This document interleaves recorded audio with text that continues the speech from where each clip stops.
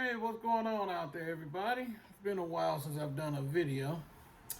Thought I would jump online and just have a little conversation with you. Many of you don't know that I've struggled with weight loss for a long time. I would say since birth. And I've tried my best to do diet after diet, Jenny Craig, Weight Watchers, Slim Fast back in the day. Anything you could think of, I've tried it, done it. Okay? So, many of you don't know that in 2011, I had weight loss surgery. I had a gastric sleeve, and it was a success. I went from 417 pounds down to 262 pounds. And I thought I had that damn thing beat. And kept it off for about 2 years. And then slowly but surely, bad habits, life, stress, you name it, I've gained it back. Yep. So those of you who've had weight loss surgery, let me be an example of what not to do. For those of you who are thinking about having it done, let me be a lesson to what you have to do not to gain it back. And for those of you who have struggled like the rest of us, hopefully I can be a voice. So with all that being said, like I stated, my highest weight was 417 pounds, and I'm only 5'11". And so through the years, I've put the weight back on. I am now, as of a couple weeks ago, 360 pounds with clothes. So that means technically I'm probably about 350, 355. At least that's the story I'm going to tell. But I've struggled with this for a long time, and I'm ready to try something more drastic. So before I told you I had the gastric sleeve, which is basically a laparoscopic surgery where they cut your stomach down to about the size of an egg, a large egg, or half a banana. And they take out the excessive stomach and they staple you up, and you lose a great amount of weight. I realize now, years later, again, that was 2011, so it's now 2020. I recognize now the issues that plagued me. You know, a lot of people have these misnomers or these thoughts of fat people. They're just a bunch of overweight, underachievers who sit up and eat all day. Even after weight loss surgery, if you were to ever go out and eat with me, I guarantee you after a few bites, I'm full.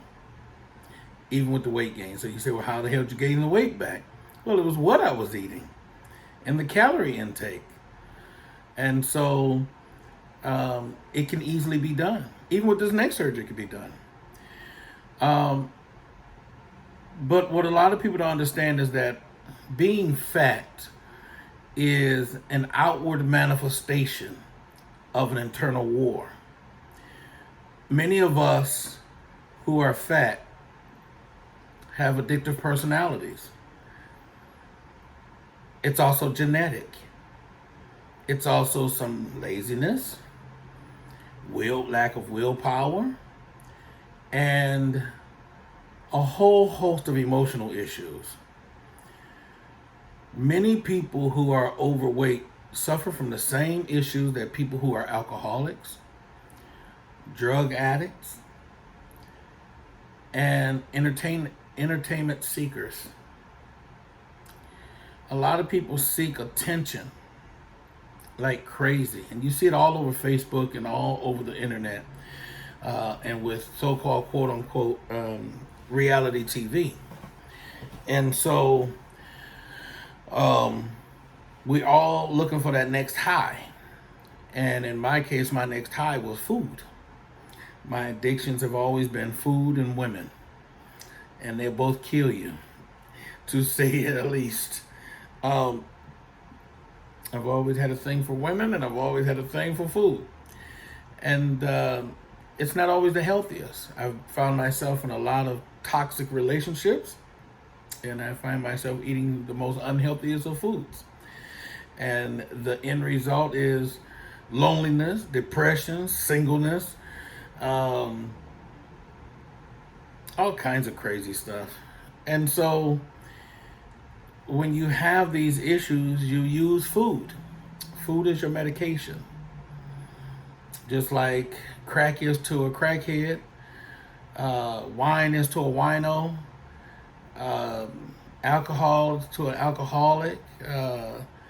We all have these fixes that we have, okay? And it's very destructive. You lose a lot of people around you. And with our addictions, there's a lot of issues that we have.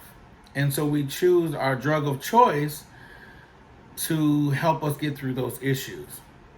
In my case, it stems back to being molested as a child between the ages of 5 to 8, and again at the age of 12. It also deals with feeling abandoned as a child, even though my mother raised us as a single mom. But at the time, we didn't understand, so she had to work so hard to put food on the table. She was hardly ever home. But as a child, you don't understand that until you either have kids yourself or you grow up. I was a high school dropout. I've been homeless. Now, many of you will hear all that and like, boy, it just sounds like you come up with excuse after excuse. It's not excuse. These are realities of my life. And so how I've dealt with it is through food and women. And so you get to a point to where you say, you know what? I've got to do something about this thing. It'll kill me. When you struggle to put your shoes on, or you walk up a flight of stairs and you're dry heaving. And even though I'm a big guy, I'm active. I'm not on any medication. I don't have diabetes or high cholesterol or any of those things that I know of. But I don't want those things. My mother died at the very young age of 60. That's young. When you're younger, 60 is old.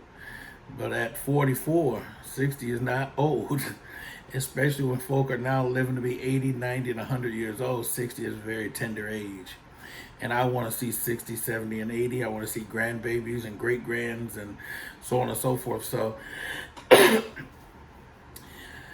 so now that it's 2020, I thought I'd start a new video series of my struggle, my pain, my ups and downs, and what I believe is going to be part of my solution. So I've decided, and I've been going through the process of having another weight loss procedure. The first one I had was a sleeve. The next one I'll have is called a duodenal switch. It's much more major, much more drastic, much more dangerous. Some people will say, oh, you take the easy way out, you're having weight loss surgery. Well, I don't know about you, but laying up on the table and let somebody cut you in the inside is not the most popular thing. And it's what I've decided to do for me. It's not for everybody. And in doing so, along with therapy, along with a nutritionist, along with going to support groups, I hope to beat this damn thing this time around. The first time, I didn't do any of that stuff. I went to the gym a little bit. I didn't seek professional help. I didn't go to a therapist. I didn't think I needed to. I thought the weight loss surgery the first time around was the magic pill. It was. But if you don't do the work with it, you'll gain the weight back. And it's embarrassing. It's not something that we talk about. I've stayed away from family and friends. I've not been back to Detroit in over 5-6 years. Because when I left, I had lost the weight. I go back now and I've gained it. And I shouldn't care, but I do. We all do. Who's ever fat? We do. We look at things different than most. So this one particular video will be a little bit longer than most of them. I hope to keep the rest of them short, but to start it out, I just want to be very transparent. This is a struggle that I've struggled with, friends have struggled with, my family have struggled with. It is not something to be proud about. You know, the good thing about me is that I've always been able to afford to dress well. I've been able to look pretty decent to be a big guy, but it's taking its toll. My legs are starting to hurt. The shortness of breath. I'm on the phone with people and they say, "Why are you breathing so heavy?" And you try to hurry up and, "Oh no, it's just where I got the mic at." No, you're breathing heavy because you're fat. And I don't want to die early or prematurely. Look, nobody knows when their time is to go. Nobody knows when the good Lord above is going to call us. But I don't want to do anything to preemptively do it by not doing anything about my weight. So come Monday, I'm going to have some blood work done. I'm going to meet with a primary care physician, and hopefully he'll sign off on it. Then we'll wait for the insurance to approve it. And if all goes well, I'll be having weight loss surgery this month in January 2020. I call it my stripper surgery. And most people think I'm being funny about stripping. But I call it the stripper surgery because you're stripping away not only the pounds, but you're stripping away the issues that I've never dealt with. And for those of you who have had weight loss surgery or thinking about it, please seek a therapist. I have a friend of mine who just recently had it, and I told her the same thing. You've got to figure out how the hell did you get to be so big. You know, they have these shows, My 600 Pound Life. And a lot of people watch them out of comedy. You know, I see Ricky Smiley watching and laugh and make all this commentary about it, but people don't understand that addiction. They really don't. And when you can watch My 600 Pound Life, I'm not gonna lie, I watched it while eating. Now you're thinking, how the hell could you be watching My 600 Pound Life and eating? Because you become desensitized to it as a big person. You're always measuring yourself up to other big people. My mother was like that. We'd go somewhere and my mother would see another large person and she'd say, "Am I that big?" Sometimes she wasn't, sometimes she wasn't. No, Mom, you ain't that big. You know, and when you are going through the weight loss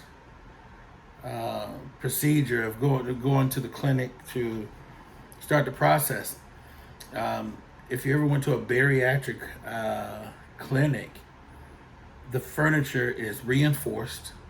It's extremely large. One seat that can normally fit two is really just for one. And so then when you go, you're looking at people who are much larger, who are 4, 5, 6, 700 pounds. And, well, I ain't that big. But you're big. I'm big. And when you tell people you're 300, oh, you don't look that big. And then when you tell people you're going to have weight loss surgery, first, they, no, you don't need to do that, man. How the hell you going to tell me what I don't need to do? You know? It's like counting somebody's pockets. How you going to tell somebody what to do with their money? And some of it's out of love and concern, and some of it's out of selfishness, and some of it's from wherever. But you can't worry about it or think about it. So I'm going to keep you guys posted. I'm going to continue these videos. Hopefully they will get much more professional looking, and you'll start to see the weight come off as I get ready for surgery. Well, after surgery. But from now until surgery, I'll be posting pretty regular. And then after the surgery, and then hopefully you'll see me in the gym finally. But I just thought I would share this with you. And get ready, because 2020 is the year. I definitely want to get this weight off of me. I definitely want to get my neck back, get my sexier back, sexier, because I'm already a sexy big guy. I'm a sexy big boy. but I want to get sexier. How about that? But thank you for joining me. I look forward to talking with many of you.